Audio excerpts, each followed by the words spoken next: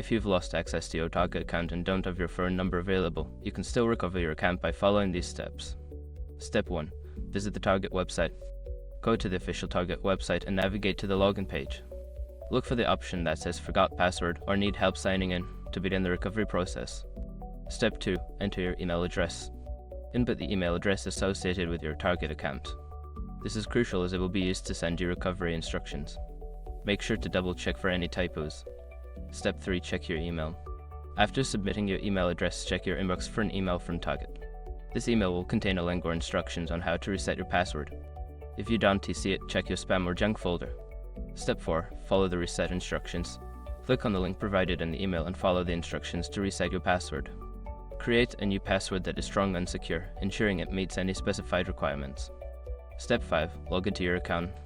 Once your password has been reset, return to the Target login page and enter your email and new password. You should now have access to your account.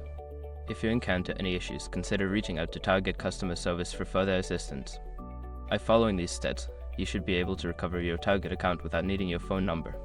If you have any further questions, don't hesitate to reach out for help.